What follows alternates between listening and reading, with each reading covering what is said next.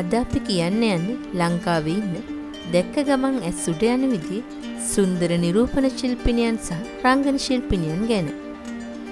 ඉතින් අපි හැමෝම කැමතියිනේ ලස්සනට ඉන්න. විශේෂයෙන්ම කාන්තාවන් බොහෝ දෙනෙක් සුන්දර වෙන්න ගොඩක් දේවල් කරනවා. ඒත් ඉතින් අද ලස්සන වෙනවා කියන එක නම් මහ ලොකු දෙයක් නෙමෙයි. අද සුන්දර වෙන්න, ලස්සන වෙන්න ගොඩාක් රූපලාවන්‍යාගාර වගේම රූපලාවන්‍ය උපකරණක් තියෙනවා. ඉතින් අද ගොඩක් කාන්තාවෝ කැමති සුදු වෙන්න තමයි. නමුත් ඉතින් සුදු වෙනවා කියන්නේ ලස්සනයි කියන එක නන් නෙවෙයි. අද වර්ණයෙන් නෙවෙයි ලස්සන හොයන්නේ. ජාත්‍යන්තර තරඟවලදී පවා වර්ණයට වඩා සිරුරේ හැඩය තමයි වැඩිපුර බලන්නේ. සිරුරේ හැඩය හදාගන්න එකත් අද ඒ තරම්ම පහසු දෙයක් නෙමෙයි. ජිම් එකකට ගියහම ඒක පහසුවෙන්ම කරගන්න පුළුවන්.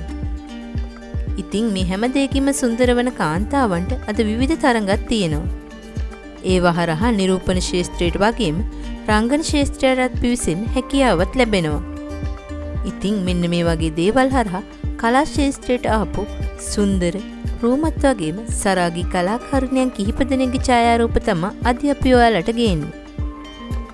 බලන්නකෝ මේ අයගෙන් ඔයාලට ලස්සන කවුද කියලා.